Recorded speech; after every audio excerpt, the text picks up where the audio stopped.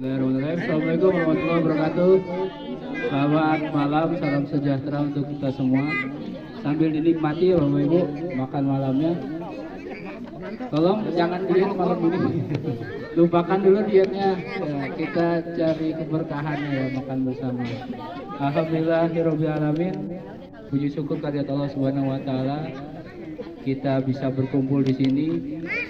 Saya ucapkan terima kasih kepada Pak RT dan jajaran dan jajaran ya yang sudah menyelenggarakan kegiatan dari tadi sore ya, tadi siang gitu mulai. Dan luar biasa ya Pak RT ini, kalau emang jadi pemimpin tuh harus menyenangkan banyak pihak ya Pak. Karena di awal kita nggak ada rencana lomba ya WRT, tapi akhirnya karena WRT ini orang yang sangat fasilitatif gitu kepada warganya, alhamdulillah aspirasi warganya didengar, jadi difasilitasi lah perlombaan supaya menyemarakan kemerdekaan ini. Oh tadi dibilang MC pengarahan, enggak lah, ngobrol-ngobrol Pak. Jadi kalau makan nggak ada suara-suara kan sepi banget gitu ya. Cuma suara ngunyah aja kan nggak seru ya. Kita isi dengan ngobrol-ngobrol. Cuma kalau lagi pas ngunyah saya nggak akan ngajak ngobrol tapi itu kesel Pak.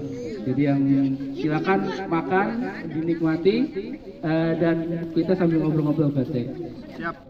Bapak Ibu, tadi saya mengucapkan barakallahu fi umrik Pak. Dari saya sudah duga, saya sudah rancang kok obrolannya ini pasti ada yang ulang tahun. Pasti ada yang ke 79 ya Pak. Alhamdulillah ternyata udah benar. ada kisi-kisinya tadi. Iya, dan saya tadi. udah duga Pak Tris memang targetnya. Jadi saya akan tektokan sama Pak Tris nantinya. Wah gitu. bisa. Iya. Ya kita bersyukur ya Bapak Ibu.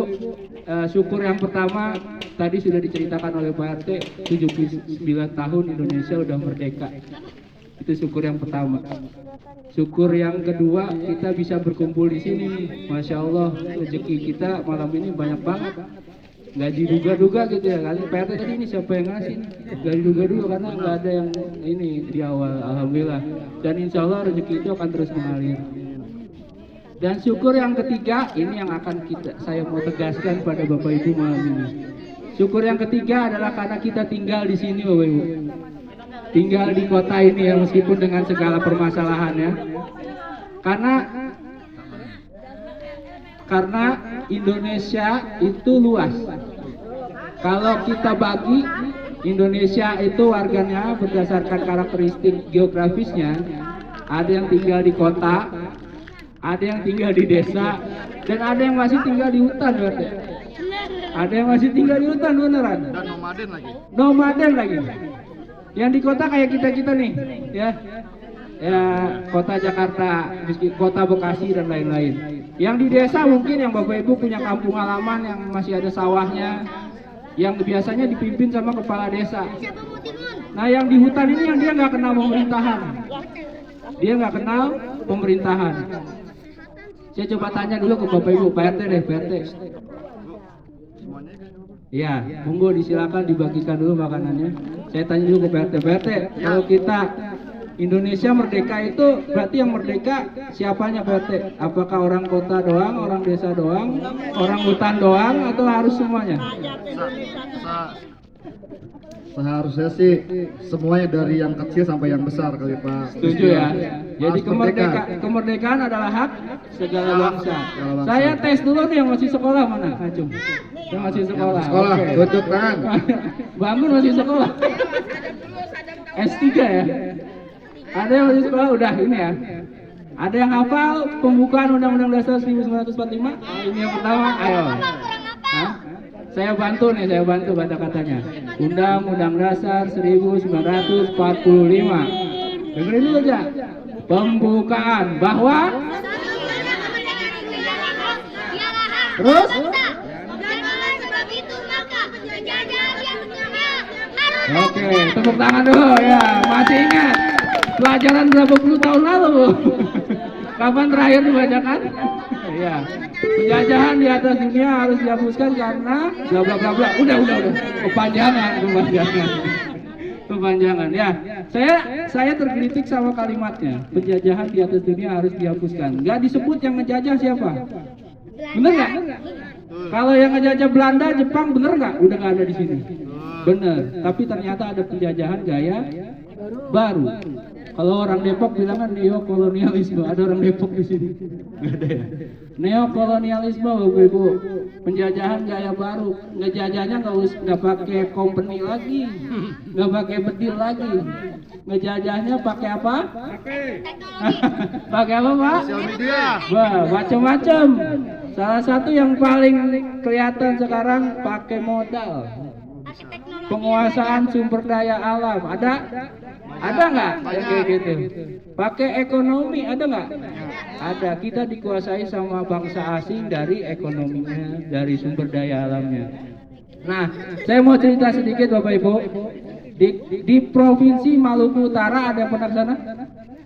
Belum ya. Kalau ke bupatinya Bupati Halmahera pernah dengar yang masuk berita gara-gara kasus korupsi jual beli tambang? Ya. Di Halmahera itu kaya banget daerahnya. Kaya dengan apa? Ada yang tahu? Ekosistem lautnya bagus. Betul. Satu lagi. Apa lagi Pak RT? Pariwisatanya juga Iya bagus. bagus. Aman mulu jawabnya. Jawabannya aman terus. Apa lagi Pak RT? Sumber daya alamnya juga bagus. Iya itu dia. Sumber daya alam. Sumber daya alam yang terkenal di sana. Yang sekarang banyak berkeliaran di jalan-jalan tuh. Bahan bakarnya. Apa? Hah? Nikel, betul. Tepuk tangan buat Halmahera kaya akan nikel. Temen saya ada asli sana Bu, asli Halmahera. Dia sempat kerja di pabrik nikel sana, pabrik tambang nikel. Jadi kalau kerja itu modelnya sebulan kerja, sebulan cuti libur, pulang ke kampung halaman. Gantian sama tenaga kerja asing. Iya, jadi di sana ada tenaga kerja asingnya juga. Tapi saya bukan fokus ke sana. Nah, ternyata di Halmahera negerinya kaya akan nikel, tapi sayangnya dieksploitasi alamnya. Ada yang tadi saya bilang orang Indonesia itu terbagi jadi 3 karakter geografis, orang kota, orang desa, sama orang hutan. Nah di sana ada suku asli sana namanya suku Tobelo, suku Tobelo dalam. Tinggalnya di hutan, nomaden, nggak punya KTP Bu. Jadi di sana jangan berharap jadi RT Pak. Nggak peduli mereka RT, nggak peduli gubernurnya sama presiden, nggak peduli. Yang penting hutan dia utuh, bisa cari makan, bisa berburu, bisa bertani dan segala macam. Sayangnya hutannya dibabat. Siapa yang ngebabat? Penjajah tadi. Ya kita sebut penjajah lah ya, kita nggak tahu siapa. Tapi dia yang mengeksploitasi sumber daya alam kita, menguasai sumber daya alam kita, mencuri tanahnya dari tanah suku tadi. Ibu pernah dengar istilah masyarakat adat, suku adat? Hidupnya dari hutan adat, dari tanah adat. Tahun turun temurun dia hidup di situ. Tiba-tiba suatu hari tanahnya hilang, diambil sama perusahaan tambang tadi. Dia bingung, kalau salah keturunan saya, salah leluhur saya apa? Turun temurun saya tinggal di sini, tiba-tiba besok lahannya hilang, hutannya hilang. Bapak Ibu kemarin sempat ngerasain kelangkaan minyak goreng ya? Ya. Itu belum seberapa Bapak Ibu. Di Sumatera masyarakat adat ya, yang tinggal di samping hutan kelapa sawit bahkan nggak ngerasain minyak goreng Bapak Ibu. Iya benar ya. Coba bayangin, waktu kita kayak minyak goreng gampang dibeli, gampang dicari di warung, mereka udah langka duluan. Tahu nggak kenapa? Karena perusahaan minyak sawit lebih memilih jual keluar daripada ngasih ke warga sekitar. Bayangin, warga asli sana nggak ngerasain kekayaan alam sana. Pantas nggak disebut penjajah yang kayak gitu? Pantas nggak? Nah maka itu kita harus bersyukur. Syukur tadi atas kemerdekaan kita yang udah ke-79, syukur bisa berkumpul sini dan syukur tinggal di sini. Coba kalau bayangin Bapak Ibu tinggal di sana. Mana ada gitu, nggak ada. Dengar berita kita nggak bisa juga ya. Nggak ada, teknologi nggak ada. Kita nggak bisa ngerasain, bahkan kita nggak bisa ngerasain kekayaan alam yang ada di sekitar kita. Oleh karena itu, saya mau ngajak Bapak Ibu sekalian, kalau bersyukur sudah, kita tambah dengan rasa kepedulian ya. Berarti. Saya yakin kalau warga RT 2 kepeduliannya sudah luar biasa. Alhamdulillah sudah dibangun, sudah difasilitasi juga sama RT-nya, sama sesepuhnya juga sudah dirintis dari awal. Mungkin kalau saya mah mungkin warga baru, tapi saya terkesan. Saya terima kasih kepada Bapak Ibu semua yang sudah mengajarkan hal yang luar biasa gitu. Karena bagi kita kehidupan itu ya ini ya, pembelajaran juga ya Bapak Ibu ya. Mudah-mudahan saya nggak akan lama-lama. Yang pertama tadi kita bersyukur, terus kita harus bangun kepedulian kita. Caranya gimana? Ya mungkin kalau kepedulian kita nggak bisa lah ya menjangkau mereka yang jauh-jauh, menjangkau mereka yang kehilangan tanahnya, menjangkau mereka yang nggak dapat, yang nggak bisa ngerasain kekayaan alam di tanahnya sendiri, menjangkau mereka yang dikriminalisasi, dipenjarakan cuma gara-gara ngambil hasil hutan di hutannya sendiri. Itu banyak ceritanya Bu. Ya, kita nggak bisa mungkin menjangkau di sana, tapi saya yakin Bapak Ibu di sini dengan agama dan keyakinannya masing-masing, ayo kita doakan. Ayo kita doakan saudara-saudara kita. Jangan jauh-jauh ke Gaza dulu Bu. Ke Gaza boleh, iya benar. Tapi kita juga punya saudara yang dijajah di sini. Dijajah sama bangsanya sendiri. Dijajah. Ya kalau bangsa asing gampang kelihatan kulitnya beda ya Pak. Kalau bangsanya sendiri gimana? Kasihan ya, kita doakan. Kita mungkin, kalau saya PNS mungkin bisa berjuang dengan tugas dan fungsi saya di instansi PRT dengan apa Pak keahliannya ya. Nanti mungkin ada ya kaitannya dengan pembangunan negara ini dan Bapak Ibu sekalian di tempat instansinya masing-masing. Nah bagi yang pensiunan gimana? Gimana Pak Riz? Bukan pensiunan. Ya, dengan berdoa. Ya karena doa itu jangan remehkan kekuatan doa. Ya. Amin ya Allah. Yang pertama dengan doa, yang kedua dengan didikan. Ya saya yakin nasihat orang tua itu punya power ya yang sangat ampuh gitu ya kepada anak-anaknya. Kita teruskan pesan ini kepada keluarga kita, anak cucu kita, supaya generasi-generasi berikutnya yang akan meneruskan perjuangan ini. Ternyata kemerdekaan Indonesia yang 79 tahun mungkin belum 79 kali ya, karena memang belum semuanya merdeka gitu. Kita coba perjuangkan terus. 79 itu cuma angka, jangan terpengaruh. Kalau mungkin 79-nya Patris sudah sangat dewasa, sudah sangat matang, tapi 79 Indonesia mungkin tidak bisa dinilai, disamakan dengan kedewasaan manusia ya. Tapi kita coba terus perjuangkan, semoga Indonesia ke depan bisa jauh lebih baik. Saya kira itu kita doakan juga para pemimpin kita, pemimpin bangsa ini. Tadi Bu Topo sudah sampaikan sedikit. Siapapun yang terpilih itu pasti sudah kehendak Tuhan ya. Kalau bukan karena Tuhan yang berkehendak, nggak mungkin dia jadi terpilih.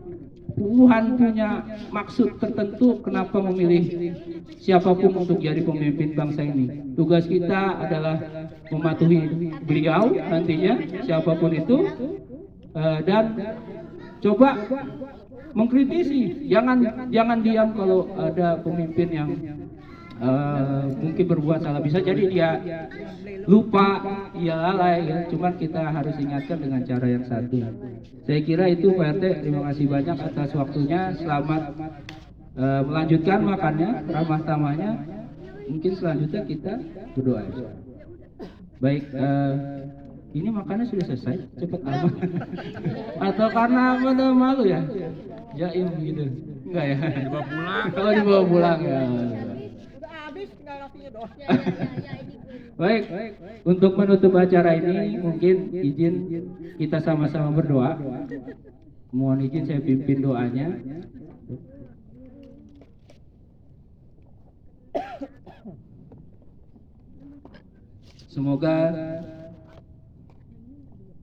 Semoga apa yang Bapak Ibu harapkan ya dari bangsa ini, dari lingkungan kita, dari tetangga-tetangga kita, dari keluarga kita dan dari diri kita bisa tercapai. Semoga masa depan kita bisa jauh lebih baik. Semoga anak keturunan kita bisa menjadi anak keturunan yang berbakti kepada nusa bangsa dan agama,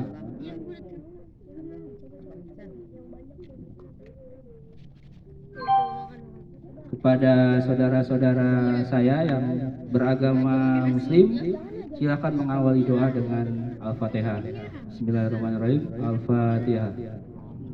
Takut dia betul.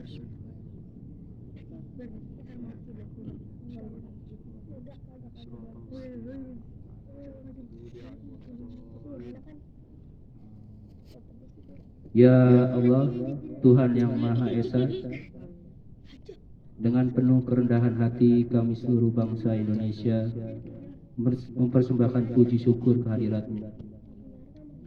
Engkaulah Sang Pencipta alam semesta ini.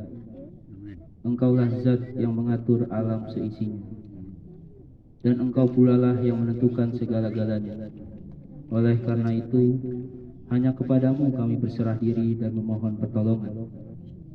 Ya Allah, Tuhan yang Maha Rahim, atas segala rahmat dan karunia-Mu, hari ini kami seluruh bangsa Indonesia kembali dapat memperingati Hari Proklamasi Kemerdekaan Republik Indonesia. Tambahkanlah curahan kasih sayang-Mu sebagai berkah bagi kami mengisi kemerdekaan menuju negeri yang adil dan makmur di bawah ridho-Mu. Ya Allah, Tuhan Maha Pemersatu, jadikanlah peringatan proklamasi kemerdekaan Republik ini sebagai momentum mempererat rasa persatuan dan kesatuan bangsa kami. Jauhkanlah bangsa kami dari buruk sangka, percekcokan, perselisihan dan perpecahan. Ya Allah, Tuhan yang Maha Bijaksana, masih panjang perjuangan bangsa kami dan masih jauh pula perjalanan sejarah bangsa kami. Oleh karena itu, hindarkanlah bangsa dan negara kami dari fitnah dan mara bahaya. Mantapkan tekad kami untuk membangun negara dan bangsa agar menjadi bangsa yang beriman, bertakwa, berakhlak mulia, adil, makmur dan sejahtera. Ya Allah, Tuhan yang Maha Pengampun, ampunilah dosa-dosa kami, dosa ibu bapak kami, para pemimpin dan para pejuang kami. Terimalah amal dan perjuangan mereka, karena Engkau Zat Maha Pengampun lagi Maha Penyayang. Ya Allah, Tuhan yang Maha Pengasih dan Penyayang, kabulkanlah permohonan dan doa kami, agar kami tergolong pada hamba-hamba-Mu yang beruntung. Amin. Amin ya Rabbal Alamin. Demikian, alhamdulillahirrahmanirrahim. Assalamualaikum warahmatullahi wabarakatuh. Terima kasih pada Mas Tio atas doa dan sedikit arahan ataupun sharingnya gitu ya. Mudah-mudahan